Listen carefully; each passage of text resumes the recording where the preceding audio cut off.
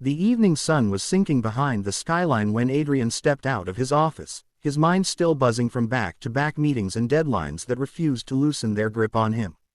He had built the life he once dreamed of: successful career, polished reputation, a condo with a panoramic view of the city, but some quiet part of him always felt unfinished. The kind of emptiness that only appears when the noise fades and memories crawl out of the shadows. He rarely allowed himself to dwell on childhood, but every now and then something as small as the scent of homemade lentil soup or the lullaby humming from a stranger's phone would pull him back to the tiny apartment where he grew up and to the woman who raised him more gently than anyone else ever had. But she had vanished from his life so suddenly, gone one day without a trace, and no one had ever explained why. His parents always brushed the topic aside, telling him she moved away, but even as a child he'd sensed a lie hidden in the silence. He took the usual route home, letting the street noise fade to background hum. When out of the corner of his eye he noticed an elderly woman sitting at the edge of the sidewalk with a makeshift box in front of her.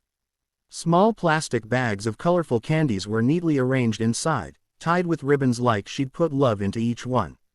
Adrian would normally walk past without a second thought, but something about her posture, the way she held her hands together as though trying to preserve warmth or dignity, made him slow down. Then she turned slightly, and the fading light illuminated her face. His heart stopped. No, it couldn't be. He blinked, staring harder. The lines were deeper, her hair thinner and streaked with gray, but the eyes, those soft, honey-warm eyes that had once watched him when he played with toy cars on a living room rug, he knew them instantly. A shock ran down his spine. His breath caught painfully in his throat. He stepped closer, almost afraid that getting nearer would prove him wrong. But with each step, certainty grew heavier on his chest. It was her. It had to be her.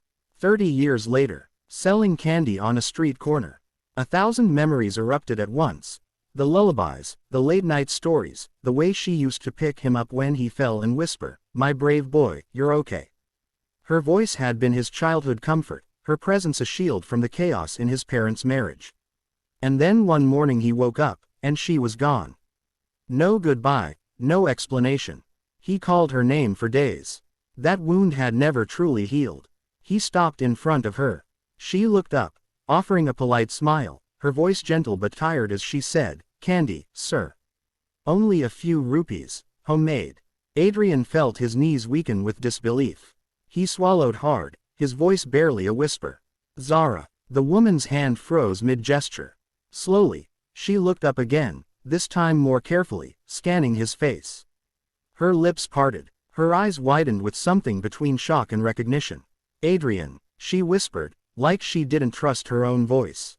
His chest tightened painfully at the sound of his name spoken exactly the way she used to say it, with affection woven into every syllable.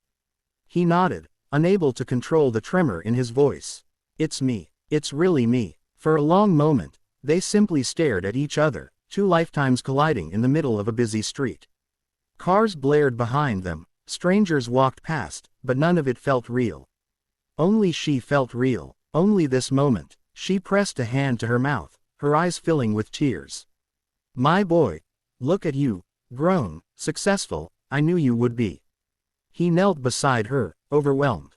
"Where have you been? Why are you here? What happened to you?" She quickly wiped her tears with the edge of her scarf, trying to compose herself as she glanced nervously at the passers-by.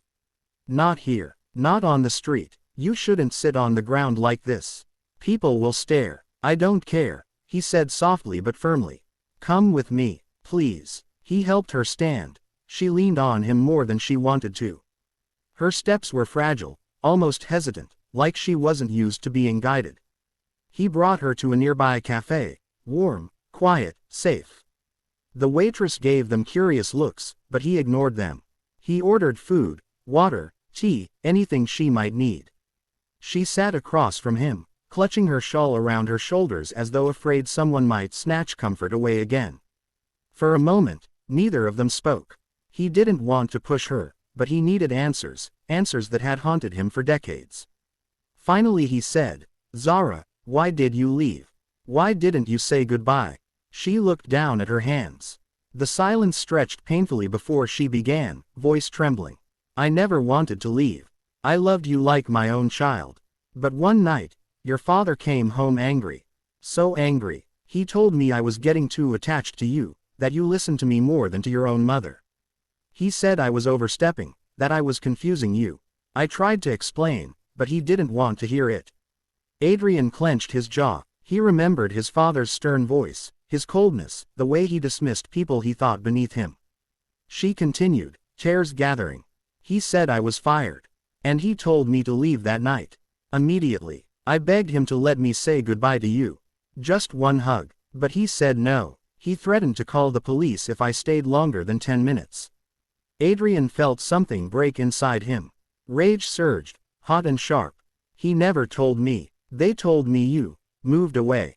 They lied. They stole you from me. Zara shook her head gently. I wanted to come back, to find you when you were older. But I had no money, no home.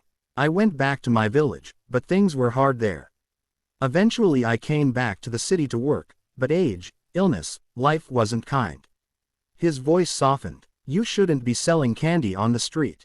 How long have you been doing that? She avoided his gaze. A few years. Work is hard to find when you're old.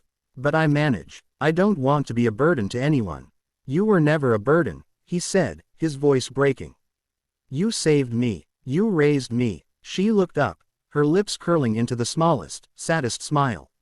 I only did what love asked me to. That was the moment he realized just how much he had missed her warmth, her kindness, her steady presence. He reached across the table and gently held her hand. Come home with me, please. Let me take care of you. She shook her head immediately. No, no, Adrian. You have your own life.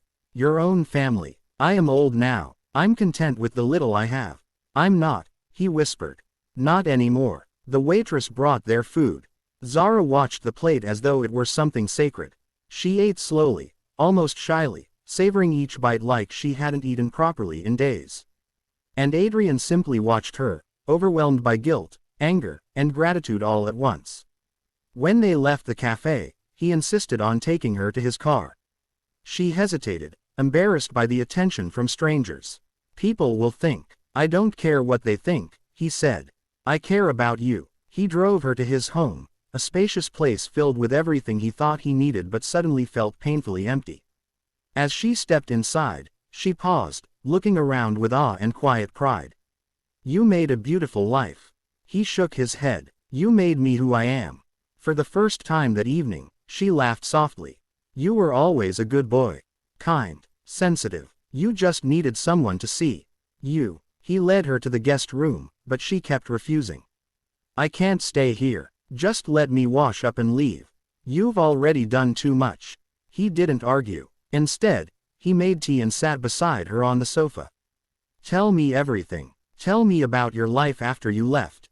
She told him about the temporary shelter she lived in, the factory job she worked at until her back gave out, the relatives who took advantage of her small savings, the illnesses that drained her strength. She had no husband, no children, no one to depend on. She survived on odd jobs, cleaning, sewing, babysitting. But over time, people stopped hiring older workers. Selling candy became the only option. Adrian felt his throat closing. You suffered all this alone. She placed a gentle hand on his arm, the same way she used to when he scraped his knee. Life is not always cruel, my boy. There were kind people too. I managed. He covered her hand with both of his. You don't have to manage anymore. Not alone. She looked at him, her eyes shining. Why are you being so good to me, Adrian? He blinked, astonished by the question. Because you loved me when no one else did. Because you were the only warmth I had. Because losing you broke something in me I never fixed. Tears spilled down her cheeks, silently. She tried to wipe them, but more followed. I missed you every day, she whispered. He gently pulled her into an embrace. She trembled in his arms, as though releasing 30 years of loneliness in one breath. He held her tighter. Finally, when she calmed down, he said, You're staying here. End of discussion. I'll hire someone to take care of you when I'm at work. You'll have everything you need. No, she murmured again. I've taken enough. I don't want your money. I want nothing but to see you happy. I am only happy, he said quietly, when the people who loved me are safe. She didn't answer, But she didn't argue again either. She looked around the warm room, at the blankets he'd brought, the soft chair beside the window, the quiet hum of comfort. And she finally let herself breathe.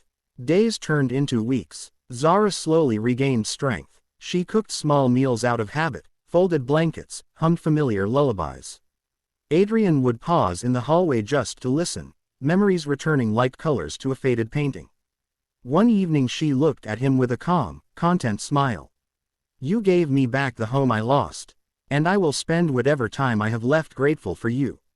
He squeezed her hands. "Your family. You always were. You always will be." And in that moment, Adrian realized something. Sometimes the people who hold the softest place in your heart are the ones the world forgets. But he would not forget.